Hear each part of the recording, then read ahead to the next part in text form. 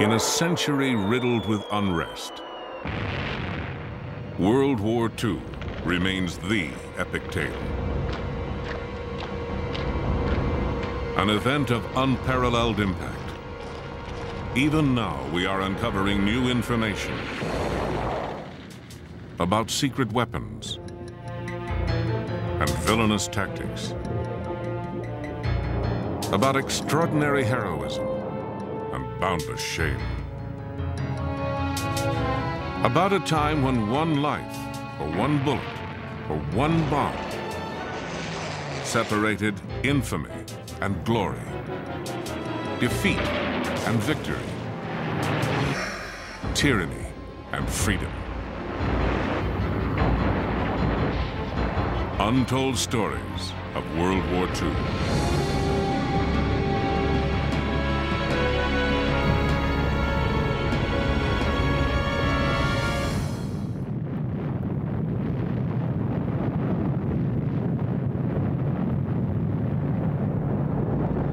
On the 16th of July, 1945, a bomb exploded in the American desert.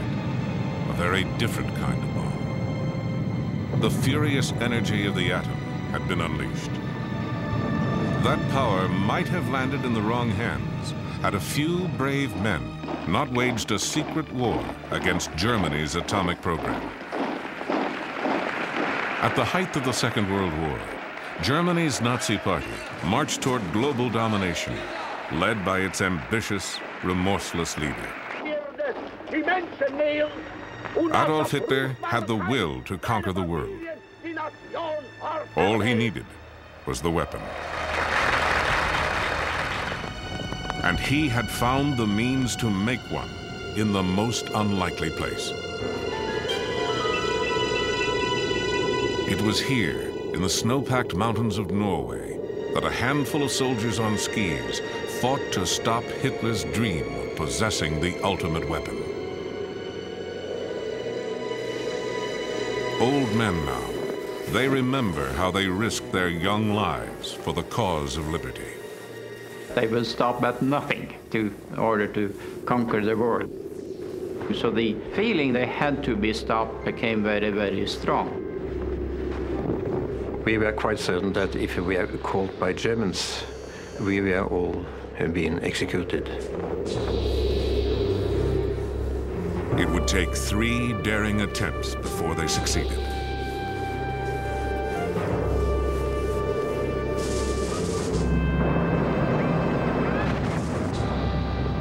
April 9th, 1940. German warships penetrated Oslo Fjord. The Blitzkrieg had come to Norway. Within 2 months, the besieged nation was forced to surrender. Well, it took some time to realize it, actually, but when autumn 1940 came and the darkness came in over Norway, you suddenly realized that it was not the same Norway you had the year before. To understand it, you need to have the experience of being occupied. To live in an occupied country is the most distressing thing you can do.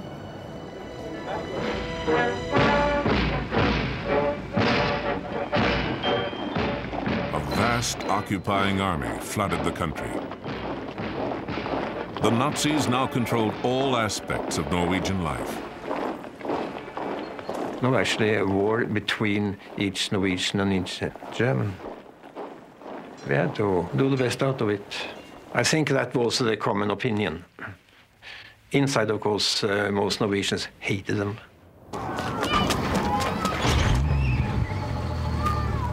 They introduced Gestapo in Norway when they understood that resistance was coming. Started arresting people, torturing people, killing people, etc., etc. And then we suddenly understood what an occupation meant to the people.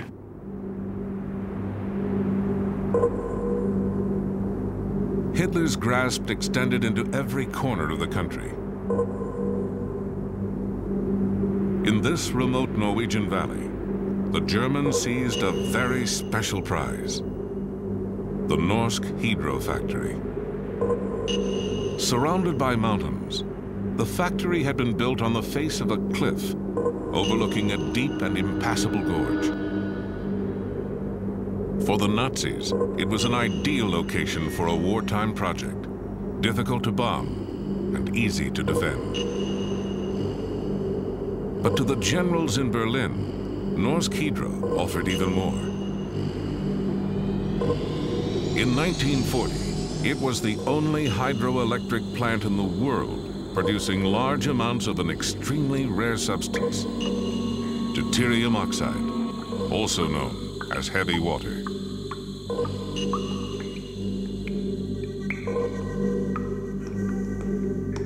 As soon as they took control of the plant, production went into high gear.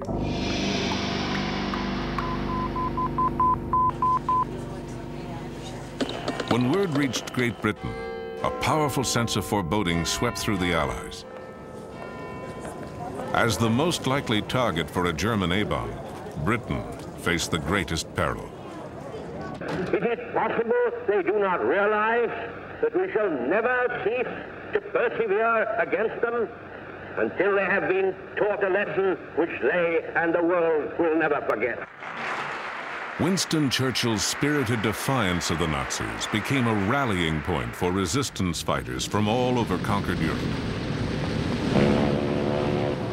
Young Norwegians, eager for combat, joined the army of exiles gathering in Britain. There was no sacrifice that was too big to try to get the Germans out. Clean rifle. Well done. The British created a secret organization, the Special Operations Executive, to fan the fires of resistance. You volunteered and you were trained by the British to go back to Norway and work behind the lines on sabotage, instruction, reporting, radio information, wireless operating, and that sort of thing.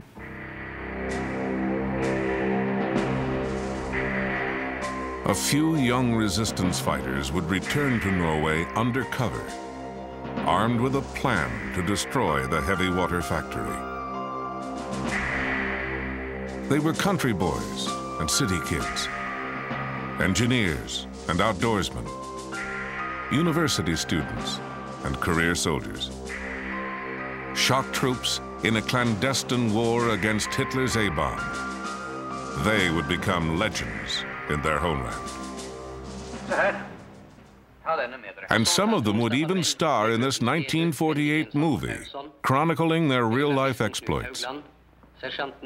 Scenes from this film give a revealing glimpse of the daring mission. October 18th, 1942. 4 of the men returned home in a dangerous night parachute jump.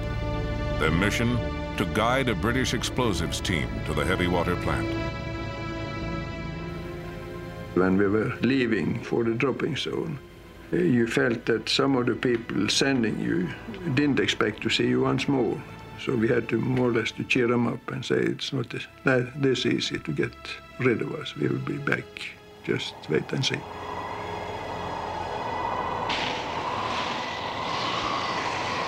Our target is the heavy water production.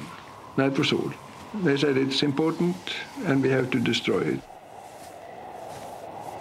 I knew that heavy water was important for the Germans' weapon production, but in which way, I had no idea. The commando's first objective was to establish a secret landing field on the Hardangervidda, a huge plateau north of the factory. Crossing that bleak expanse, the Norwegians took over an empty cabin and made radio contact with England. The operation could begin. For the first sortie, the British sent a force in gliders towed by bombers, a plan that needed clear weather. But over Norway, clouds, winds, and snow had cut visibility to near zero. For the Norwegians on the ground, The flight had become a disaster waiting to happen. I tried to get connection with England and warn them, but at that time it wasn't possible. And then suddenly I heard interference in my headphones, and I knew they were not far away. And shortly after, we also heard the engines of the aircraft, and it came dead on us, passed over us, and disappeared. After about half an hour, the next plane with a glider came, and it came right to us correctly, turned, and went away. The British troops never arrived at the rendezvous point.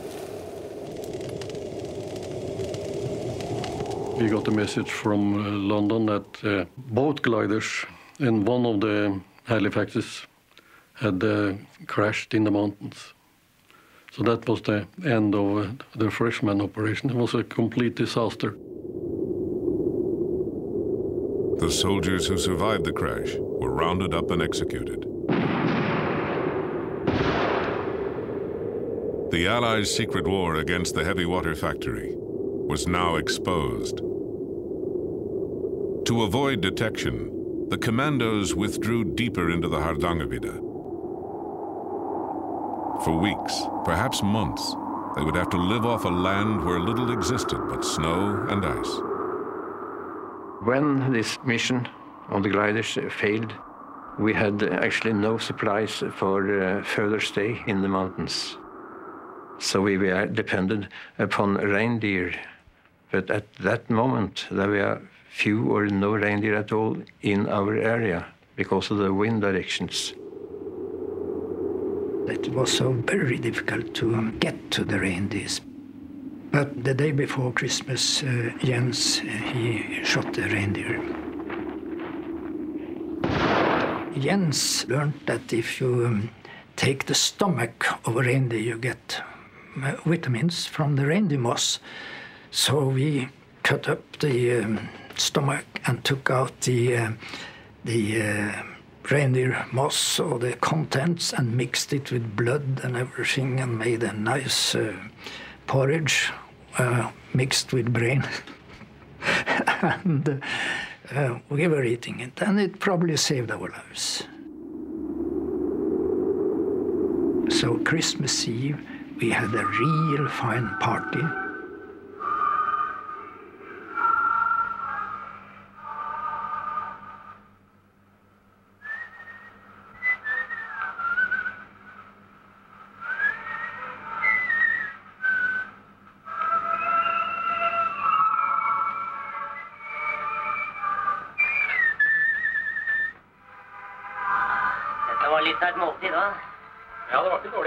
We chatted. We had a good time at Christmas Eve. I remember well.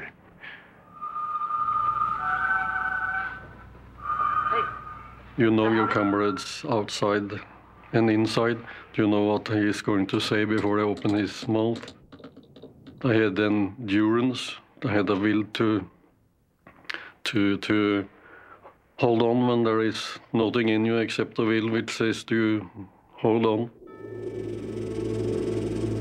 They would have to hold on through the darkest months of winter.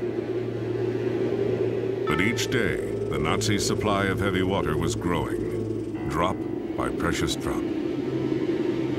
London had to make a move.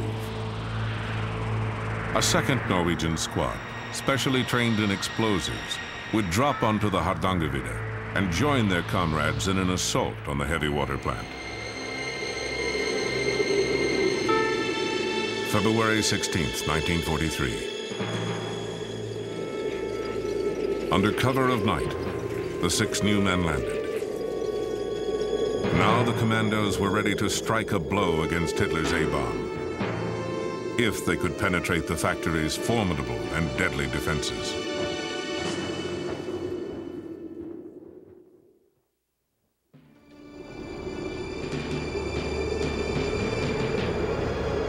To the commandos, the heavy water plant appeared impervious to attack. To reach the factory, the saboteurs had to cross a deep, narrow gorge. There was only one road in, over a suspension bridge. And the bridge was patrolled 24 hours a day by German soldiers.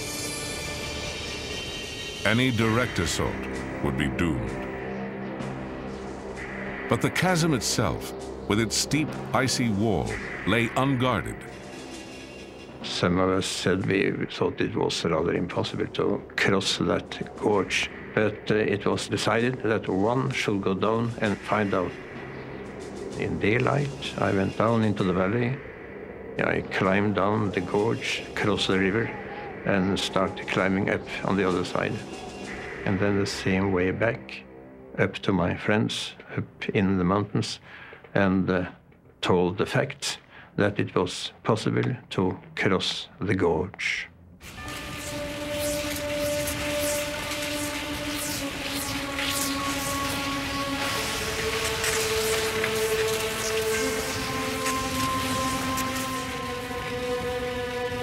You felt that this may be serious, very serious for you, and you accepted that you might not come true.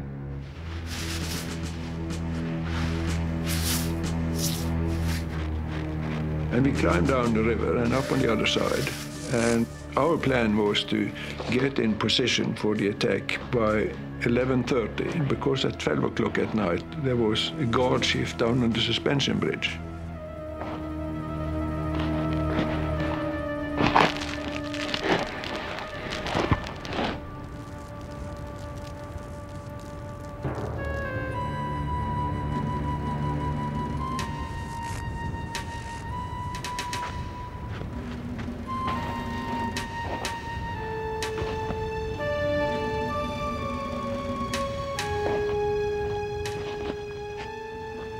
We wanted to see the German guards being relieved, coming up in the factory area and enter the barracks before we went inside.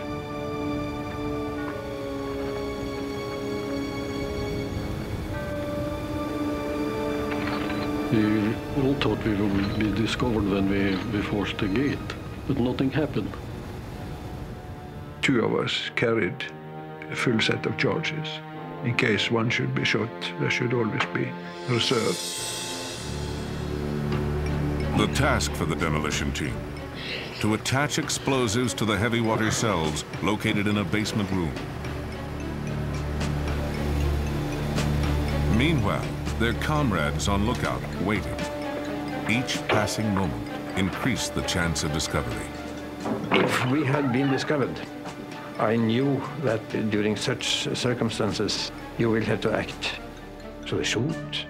If a shot would, of course, maybe spoil the whole operation. Inside, they overpowered a Norwegian workman. Holding him at gunpoint, the saboteurs placed their charges, pausing only to decide how much time they would need to escape before the blast. Suddenly, they were interrupted by their captive. He broke in and said, "It's all right, you may blow the factory, that's all right, but may I have my glasses, because it's hopeless to get no glasses in Norway today." And you would have thought that you probably said, "Damn your glasses, you have no time for looking for glasses." But instead you dropped what you were doing and you searched all around the room, and you found the holster for his glasses and gave him, and he said, "Thank you very much." And so we went on with taping the fuses.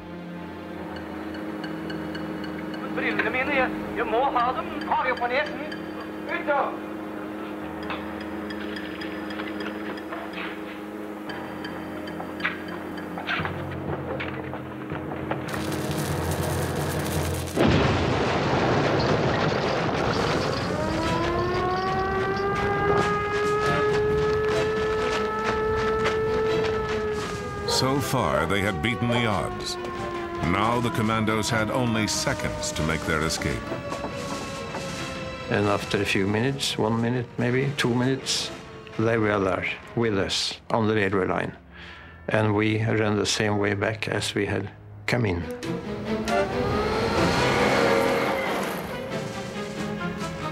The road condition and the snow condition were excellent because on the railway quite a lot of the snow had blown away on the outer side, and that was frozen solid ground, and we didn't put a mark. So everything was actually on our side. With determination, skill, and daring, the saboteurs had dealt a crippling blow to their enemy without losing a man. But heavy water had become a German priority, and within 6 months, the factory was back in operation. The Allies had to assume the worst. Nazi scientists were closer than ever to building a bomb. Another attack on the factory was set in motion. This time, from the air. In a bold noonday raid, 176 American bombers hurled destruction at the plant. The raid damaged factory buildings and killed civilians in a nearby shelter. But the heavy water, secured in the basement, went untouched. With production halted, the Germans decided to move the operation to the safety of the fatherland, and inadvertently gave the commandos one last chance to destroy it forever. We had got information from London that the Germans had planned to take down the remaining heavy water.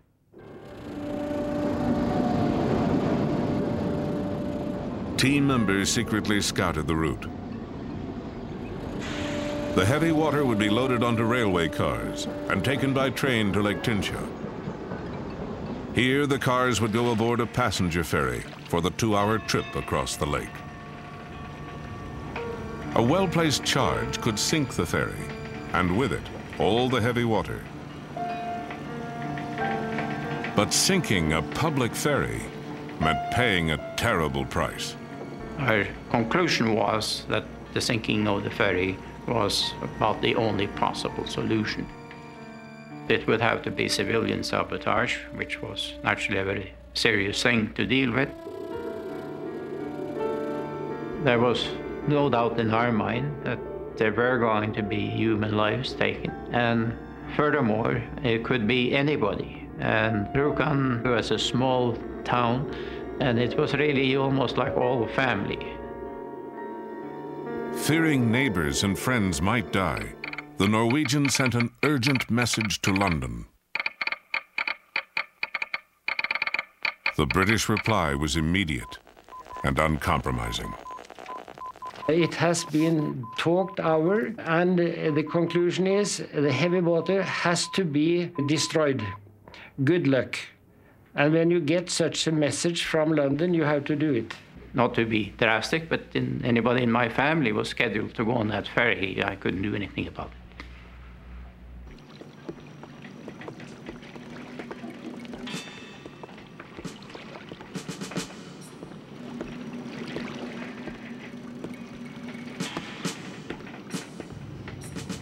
The Germans never put any guards on the ferry.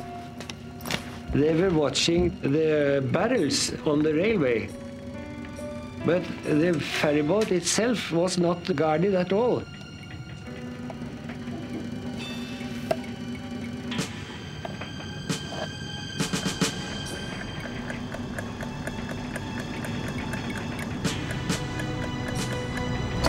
At 10 o'clock on a quiet Sunday morning, the ferryman cast off from the dock on schedule.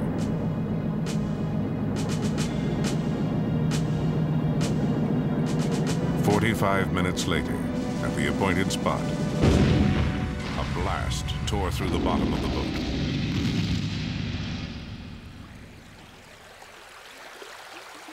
It was a very, very hard blow, and the ferry rapidly rose. And the cargo on the ferry, they were railway wagons, you see, so they rushed down and tilted the ferry still more. Within moments, the mortally damaged ferry had sunk beneath the surface, carrying with it innocent passengers and Nazi Germany's atomic ambitions. The heavy water being on board went down with the ship, and it's still on the bottom of the Tinsha Lake.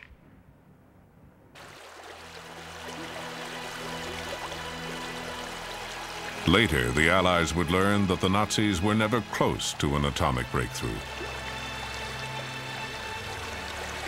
The U.S. won the A-bomb race.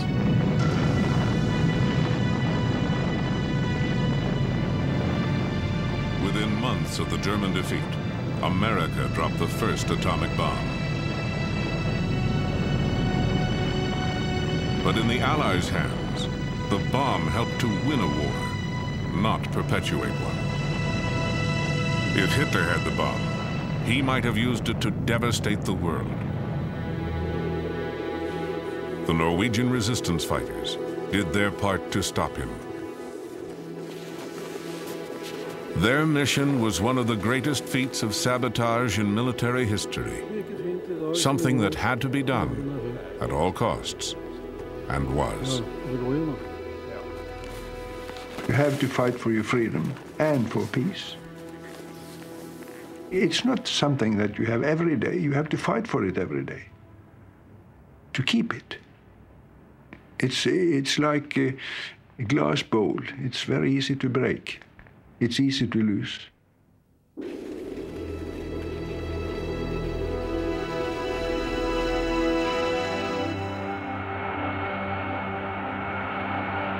Half a world away, on December 7th, 1941, Americans learned the cost of freedom when Japan devastated Pearl Harbor.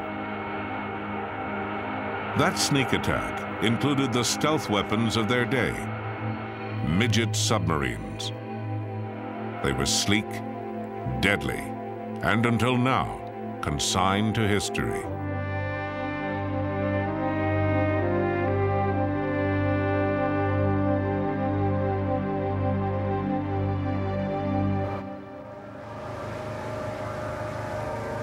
The National Park Service and the U.S. Navy have searched for the wreck of a Japanese midget submarine. An hour before the Japanese savaged Pearl Harbor, a U.S. destroyer sank the tiny vessel. The encounter could have warned American forces that bombs and torpedoes were about to rain on Battleship Row, but it did not. Now hold that, shift her around. Marine archaeologist Dan Lenehan directed the hunt for the midget sub. Jim Delgado was the project's historian. Their collaboration grew out of earlier research below the surface of Pearl Harbor.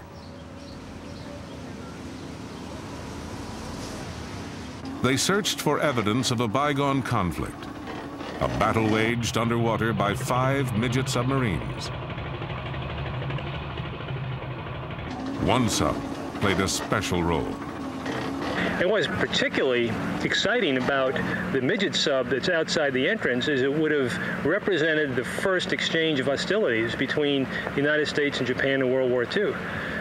And because remember that this sub was sunk an hour before the planes attacked Pearl Harbor. An incredibly important, significant find if we could do it. The search for the midget sub focused on a square mile of debris-laden bottom. There's the cage. The area is a graveyard of war relics, like this old Navy plane. Dead ahead of the cage.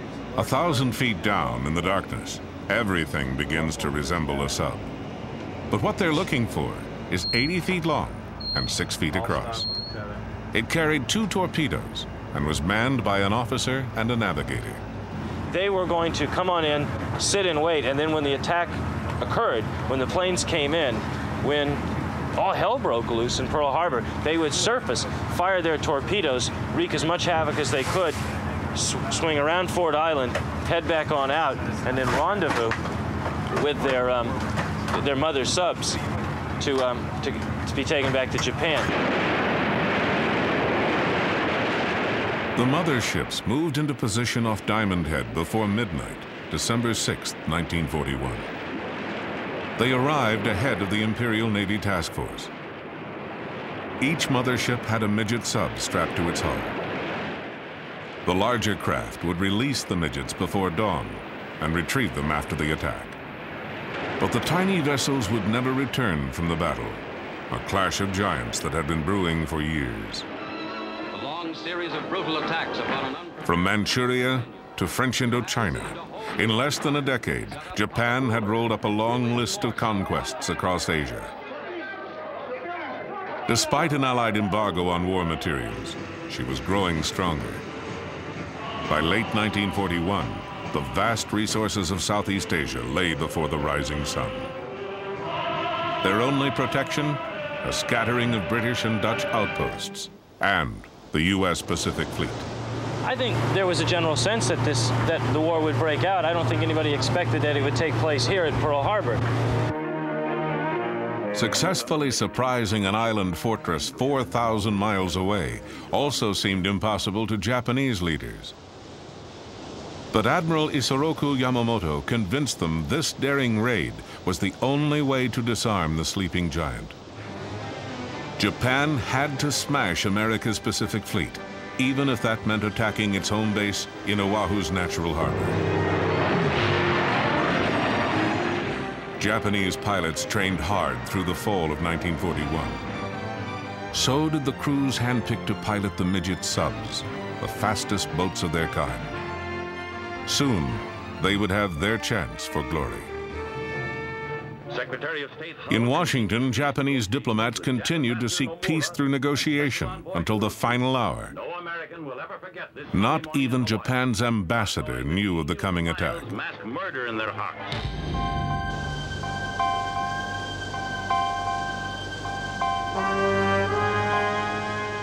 December 7th, 1941. As Oahu slept, the Japanese task force brought 350 attack planes into striking distance of Pearl Harbor, just 200 miles away. In Washington, military intelligence teams had broken Japan's diplomatic code. They knew an armada was somewhere in the Pacific, but they did not know its destination. Near Diamond Head, dawn was approaching. The Japanese mother subs surfaced to release the midget submarines. But something went wrong. At 6:30 a.m., a seaplane pilot and a freighter crew reported a strange sub approaching Pearl Harbor. The captain of a nearby destroyer, the USS Ward, realized intruders were trying to penetrate the fleet's defenses. His gunners opened fire.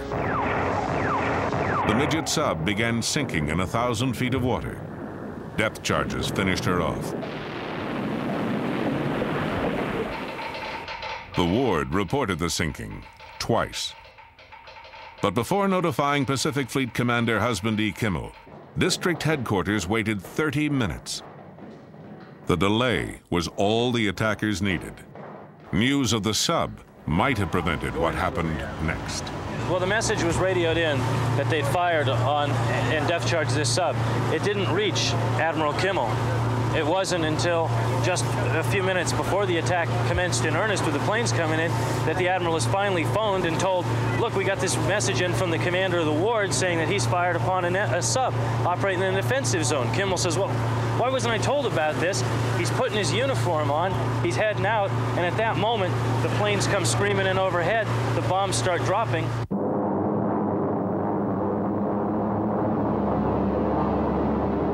At 5 minutes to 8, 40 torpedo planes roared over Ford Island, bearing the mark of the rising sun. Accompanying them were 51 dive bombers, 49 high-level bombers, and 43 fighters. American sailors thought they were seeing a practice drill. Bombs and bullets found them eating breakfast, ironing uniforms, or staring into the fatal sky.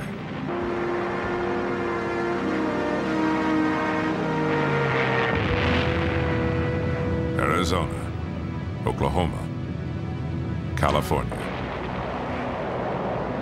One by one, the great ships sank. The West Virginia alone took 6 torpedoes and countless bombs. Pearl Harbor's air defense burned on the runways. only a handful of pilots managed to scramble into a sky thick with enemy planes. The midget sub's moment had come, but one had been sunk by the Ward. A second was depth-charged outside the harbor. Of the three that remained, two posed a threat to Battleship Row. Between waves of attacking planes, Sub 3 fired a torpedo and missed. Moments later, it was rammed and depth-charged by a destroyer making for the open sea. Sub and crew hit bottom. Overhead, the Japanese continued their assault. But now smoke and anti-aircraft fire obscured their targets. The sleeping giant had awakened. Ripped by a bomb that set off an ammunition magazine, Battleship Arizona blazed toward her doom. Survivors staggered into waters aflame with burning oil. Japan's brilliant, relentless attack had killed more than 2,400 Americans and crippled most of the U.S. battleships in the Pacific.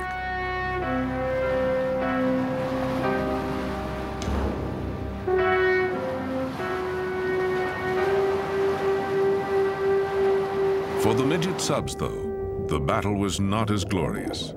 Two still roamed Hawaiian waters. Number 4, which may have fired at Battleship Row, radioed news of Japan's victory to the fleet that evening. Then she disappeared, never to be heard from again. The subs may not have seen resounding success, but Japan needed heroes.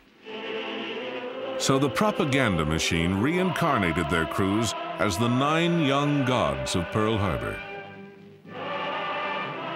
This wartime Japanese feature told their story with luxurious exaggeration. In truth, quarters were cramped and reeked of battery fumes. The midget subs helped create confusion at Pearl Harbor, but didn't affect the war's outcome. And what of the last midget sub at Pearl Harbor? Commanded by Ensign Kazuo Sakamaki, it suffered a fate worse than sinking. On December 8th, as President Franklin D. Roosevelt called for war, Sakamaki's sub washed up on the far shore of Oahu, undone by a faulty gyroscope.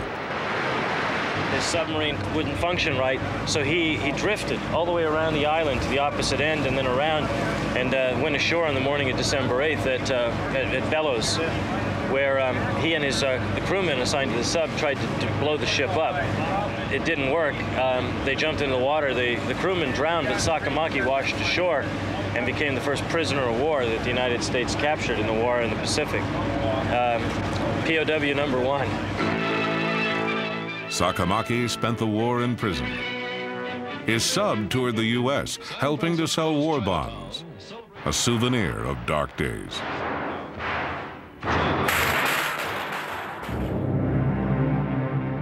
At war's end, after throwing its all at U.S. forces, Japan let slip a new weapon of terror.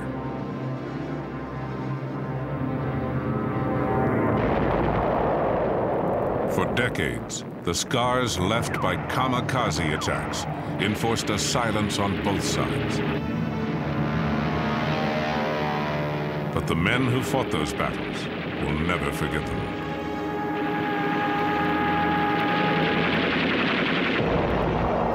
(1944). Japan, its back to the wall, made a final fanatic effort to stave off defeat. In an act incomprehensible to Americans, the Empire ordered thousands of men to certain death. Before an attack, pilots drank a toast of sake, a warrior's welcome to the death that awaited. They were kamikaze, named for a typhoon that saved Japan from Mongol invaders. Some were veteran pilots. Many were idealistic students, eager to die for their nation's glory.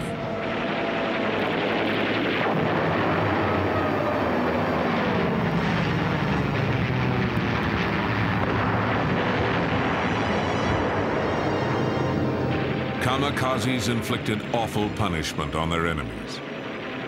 More than 3,000 flyers dove to their deaths. They sank 57 ships and damaged more than 300 others. Their attacks killed at least 3,000 Americans and wounded more than 6,000. The kamikazes were the deadliest weapon ever launched against the U.S. Navy, so frighteningly effective that their existence was initially kept secret from the American public.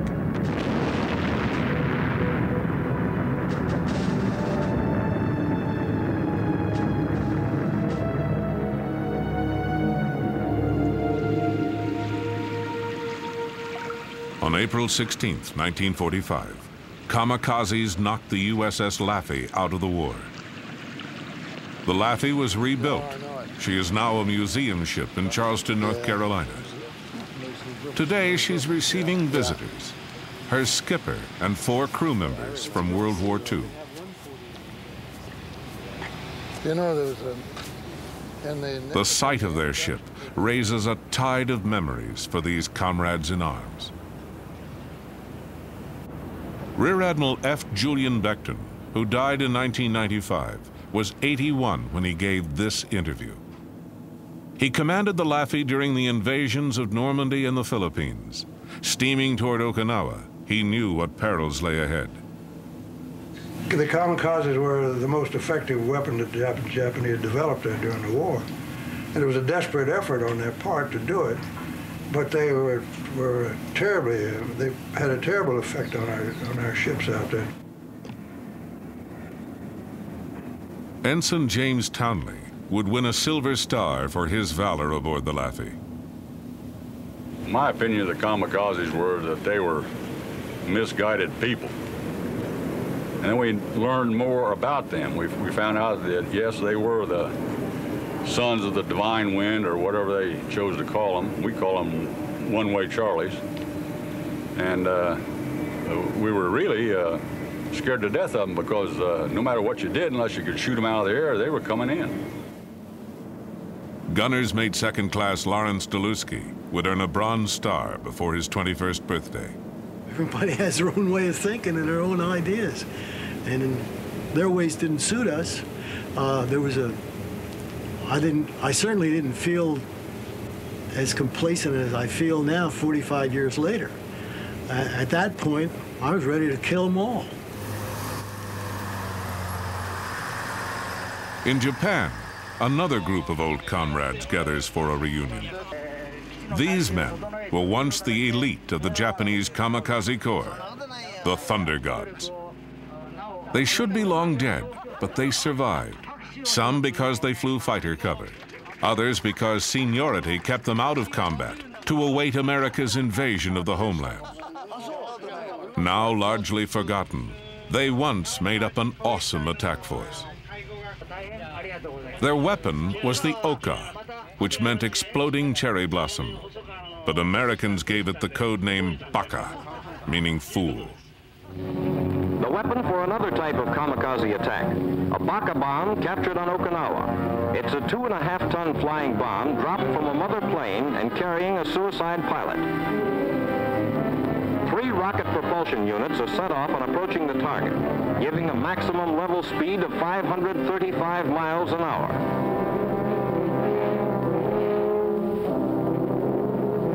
The Baka's punch is an armor-piercing 2,600-pound warhead. It's the first weapon specially designed for the kamikaze flying corps.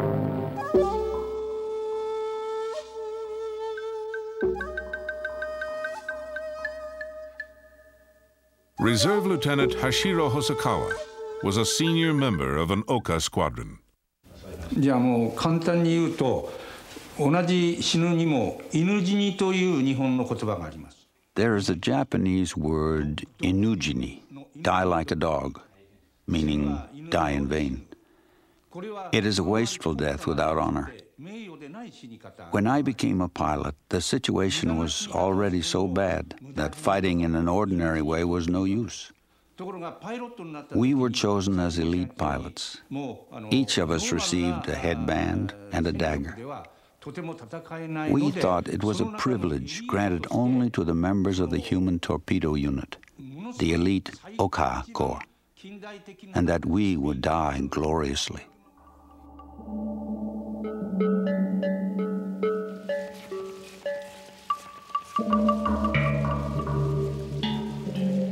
These were the Thunder Gods.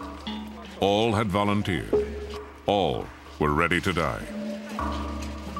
Each year, they gathered to pray for their fallen comrades. Commander Kunihiro Iwaki was vice commander of the Corps. 海軍の伝統としましてね。The war situation was going so badly for Japan at that time that we realized that any semblance of normal military tactics could not possibly succeed.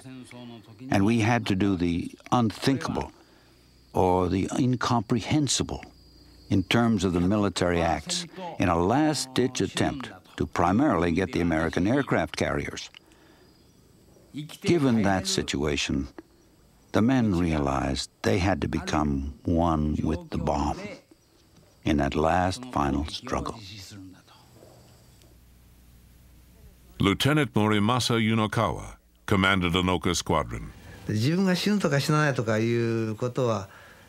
The thought of my death crossed my mind only for a fraction of a second. I was then thinking of only to serve.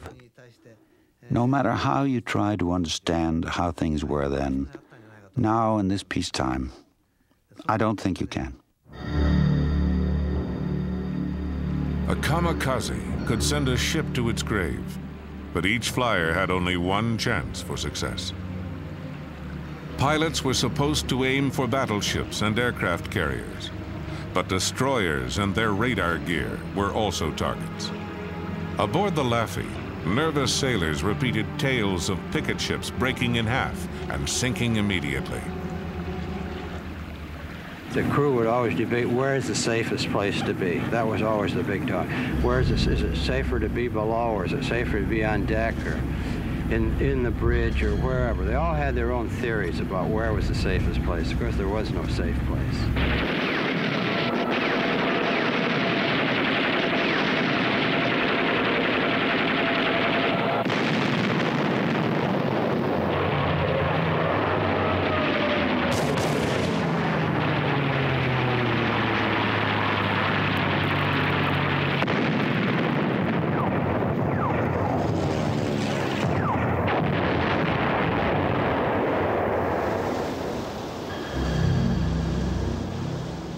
In April 1945, the noose was tightening on Japan.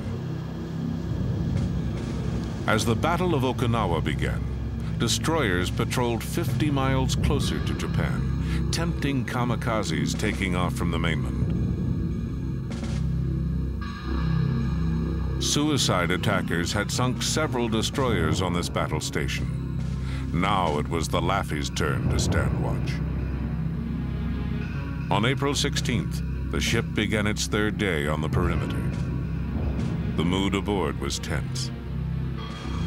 At 8:27 a.m., the Laffey's number came up.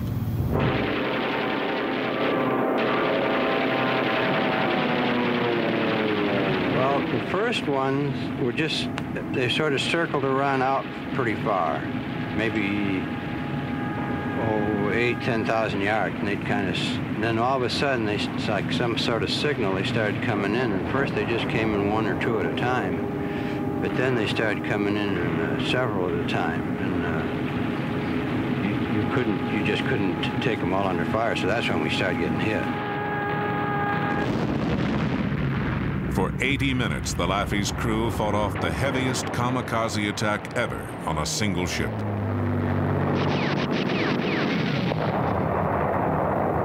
Our closest call was a plane coming in on the starboard beam. And it was, when I first saw it, it was low on the water, about 10,000 yards out. I figured it was about eight seconds away from certain death unless the gunners got it. And our Mount 52, which was just forward of the bridge, was firing at it and firing fast. I noticed that the bursts were just off, just missing them. So I just moved it, and the next one went right into his, hit him right in the nose, and just blew him up. And that one was the one that would have gotten us all. And it just literally disintegrated. And everybody heaved a big sigh of relief. And just after that, then here came one in out of the sky on the port side, and one came in low on the water on the port quarter, and we were at it all over again.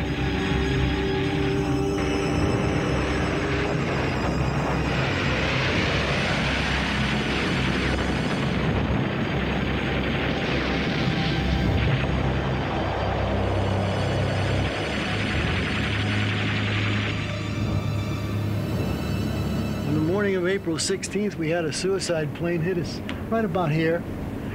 It hit with enough impact so that this gun was blown up, canted upward at more than a 45-degree angle. The motor of that plane skidded along the inside of this left-hand gun and wound up at the hatchway in the back of the gun on this side. And when he hit over there, I was blown up the deck about 15 feet. And when I regained consciousness, that's where I was.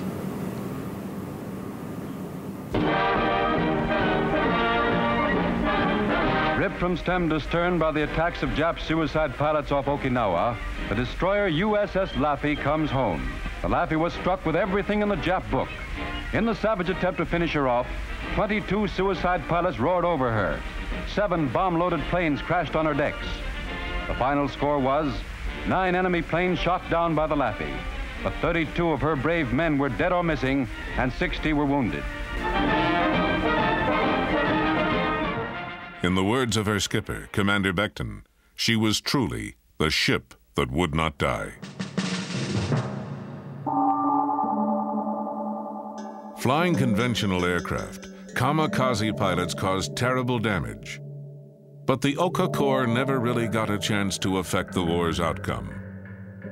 The bombers that carried the Okas were slow, and American fighter pilots shot down most of them before they could release their deadly cargo. By war's end, Hosokawa was his unit's only surviving officer. He found the transition to peacetime troubling. それからちょうど台風眼の中にいちゃったんじゃないかと。All of a sudden, the war was over, and I had the feeling of someone who had been in the eye of a typhoon. And suddenly the typhoon is gone. The weather is clear and beautiful. No one, nothing is left but myself. And the feeling is, why? It's a very strange feeling that I cannot understand. Why the typhoon spared me. Thankful, dear Father, that you saw us through these difficult days. They were doing dear Father, we will what they felt was right, just as we were doing what we felt was right. It had to be. How else could you put your life on the line for something you didn't believe in? Preserve this ship and for the cause of freedom. We ask, dear Father, that their memory will continue with us always.